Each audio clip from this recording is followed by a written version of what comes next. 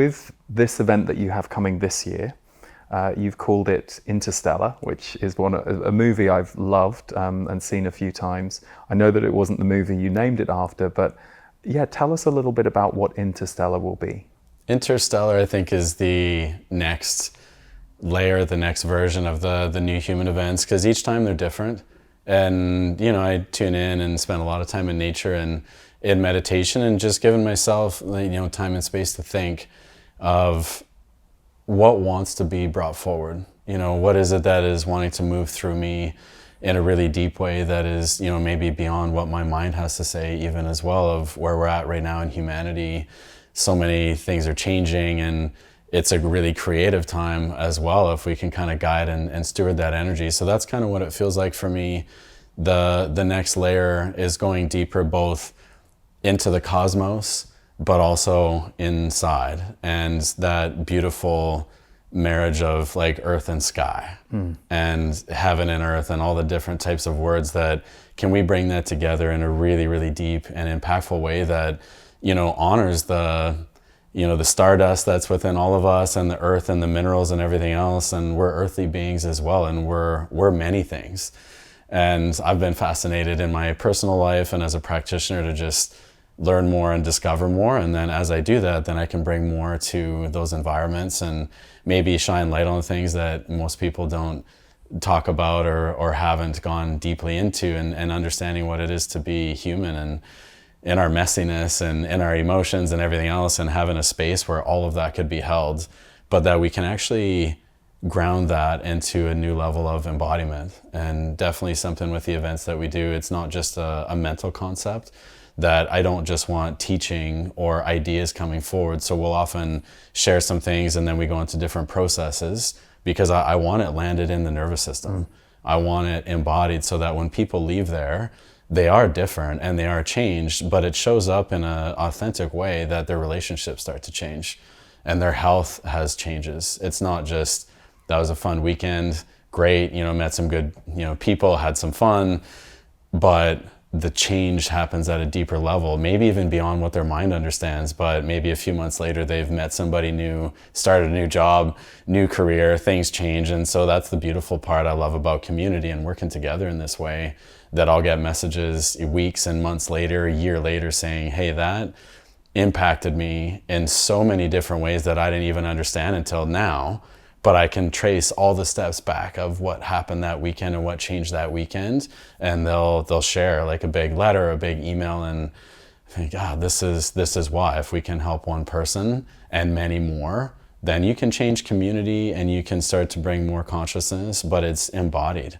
Because I think some people forget about the body. We can have a lot of big ideas in this awakening and everything, but we'll still, we're here and we need to look after our bodies. We need to tend this garden in a big way. So we do a lot of that at these events. Beautiful. And it's funny, I noticed that myself coming into the spiritual field initially as a teacher and a channeler after being a student for many, many years. I really got to see the certain group of people who go to spirituality or intuition or psychic ability as a way of, in a way, remedying the problems that they've experienced on the human level. So it can almost be like you ping out the body for a while and you go to those dimensions and you nourish yourself there and you learn things there. But there comes a certain point on that journey, if you're paying attention, where we're asked to come back to the body and now reconfigure everything. And I've noticed that can be an edge for people, especially if they don't have the right support in place that they might need, particularly if the trauma is quite high for them. It's not as simple as having some fears. It's, there are some serious areas of trauma or blockage here that the mind alone can't just push you through, and that revelation can't turn into transformation. I always talk about the difference between an epiphany or a revelation. It's like, okay, that's part one, but how do we actually embody it? That's usually the harder task or the more time-consuming task. And so it's great, you're not the only person I hear speaking about this now, but it's good that we address that part of it too, because it's so important. This vehicle is what we can then emanate and become. So yeah.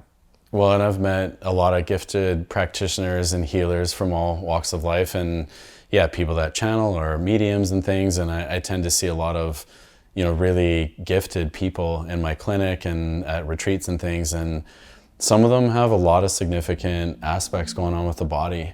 And in some ways, it's almost like they've spent too long without really being plugged into the physical vessel, and that's kind of been forgotten about.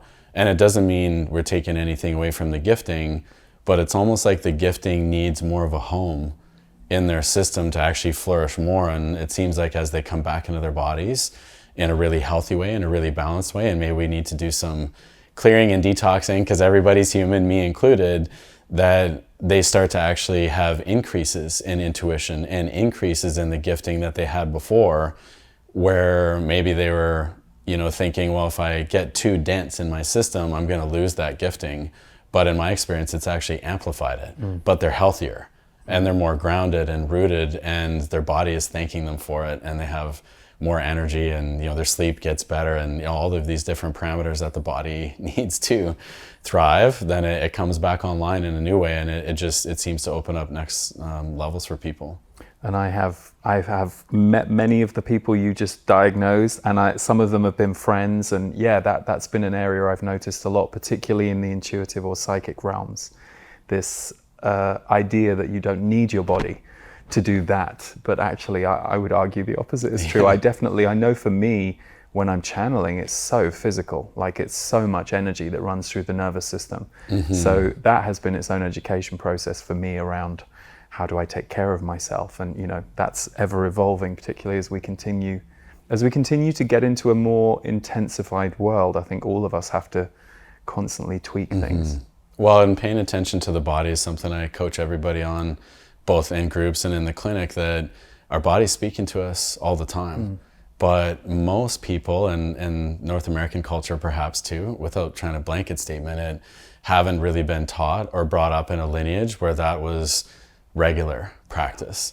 And so sometimes I have patients that come in that say, hey, I've been great for 30 years, and now all these major things are happening, like I don't know what's happened. And I usually think, you can't tell me nothing was communicated through your body over 30 years. Like, were you actually listening?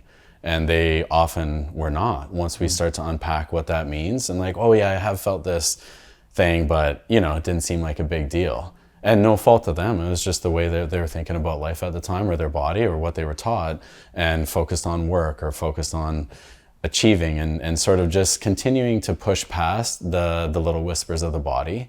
And then eventually it becomes like you can't ignore it anymore. The body starts speaking loudly enough. So one thing I've discovered, and this is just my view, whether it resonates or not, is the body can't lie. The body is like a very, very sophisticated communication network, and it's like infinitely more intelligence than what I can even understand. So I've learned more as a practitioner to listen to people's bodies even more than what they say, because the symptoms, the issues that they have, the places of tension or inflammation give me so much information. And I'll still very much listen to what they share because I want to know their story. But I'm often more attuned to the body and what's happening, because that kind of tells me the truth.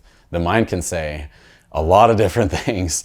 I'm eating healthy. No, I'm living my life really well. And maybe I get in there and ask a few questions, and I start to determine there's actually big gaps in between what they're saying and what their body is actually communicating. The body's telling me the real story. Yeah. Or what they perceive is healthy, because everyone's version of healthy is different, right? Based on programming and cultural or parental influences. And yeah. Absolutely.